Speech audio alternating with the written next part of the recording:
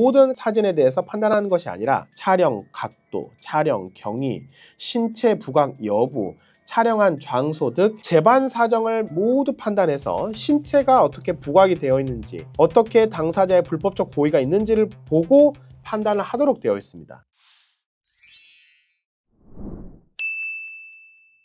안녕하세요. 오늘은 연인관계에서 발생한 불법 카메라 촬영 사건에서 무려 추가 범죄가 100여 건이 발생할 수 있었음에도 불구하고 잘 대응이 되어 기소유예로 마무리될 수 있었던 사건에 대해서 간략히 확인해 보도록 하겠습니다. 일단 사건은 연인 간의 모텔에서 사건이 발생을 했습니다. 사실 당사자는 이제 작년 9월경 서울 관악구 있는 모텔에서 샤워하던 여자친구의 모습을 촬영하다가 여자친구에게 적발이 되었습니다. 사실 남자친구는 여자친구의 너무 예쁜 모습을 본인이 간직하고 싶었다라는 잘못된 의도의 과정에서 과거에도 한 번 더 찍은 적이 있다는 사실까지 추가 적발이 되었고, 여자친구는 여기에 대해서 참을 수 없는 상태에서 결국 112 신고를 하고 경찰관이 출동하였으며 그 현장에서 즉시 휴대전화가 압수수색되었습니다. 그런데 이 사건에서 문제되었던 것은 두 가지가 있습니다. 첫 번째, 무려 100여 건의 추가 범행이 발생할 수 있었다라는 것입니다. 디지털 포렌식 절차에 대해서 저희가 이제 참관해서 들어갔는데 당사자의 휴대전화에서 약 100여 장의 여성의 사진이 발견이 된 겁니다. 단지 여자친구의 모습을 간직하고 싶다라고 하는 의도에서 시작한 게 아니라 수많은 여성들을 촬영한 게 아닌가요? 라고 했지만,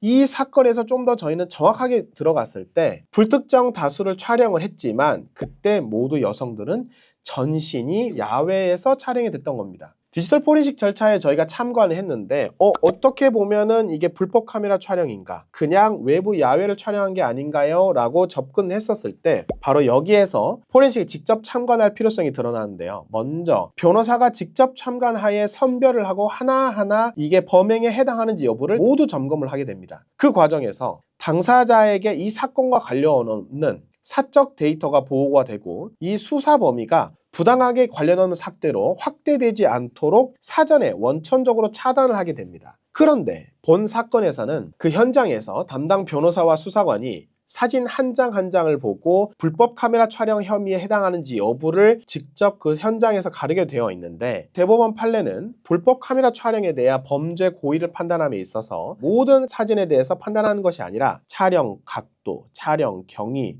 신체 부각 여부, 촬영한 장소 등 재반 사정을 모두 판단해서 신체가 어떻게 부각이 되어 있는지, 어떻게 당사자의 불법적 고의가 있는지를 보고 판단을 하도록 되어 있습니다. 저희는 이 현장에서 수사관님께 말씀을 드리는 거는 이게 봐라, 이게 당사자가 촬영을 할 때 분명히 여러 가지 현장과 야외를 촬영하는 과정인 것이 절대 여성 부분을 부각해서 촬영하지 않았고, 어떤 촬영하는 각도가 일반인이 촬영할 수 있는 대로변이나 공개된 장소에서 촬영한 것이지 절대 해당 각도가 확대되거나 신체가 부각되거나 여성이 위주로 찍히거나 한 것들이 아니다. 그 결과 다른 어떠한 추가적인 범행이 확대되지 않고 사건이 거기에서 모두 종결되고 막아질 수 있었습니다. 물론 당사자가 이와 같은 내용이 아니라 만약에 실질적으로 지하철에서 촬영을 한다던가 치마 밑으로 촬영한다던가 여성의 가슴이나 엉덩이나 그와 같은 명백한 불법적인 목적을 가지고 촬영을 했다면 결코 막아낼 수 없었을 것입니다. 그렇지만 본 사건에 있어서는 한 장 한 장 수사관과 법리적으로 다툼을 이어가는 과정에서 충분히 조율을 해낼 수 있었다는 점을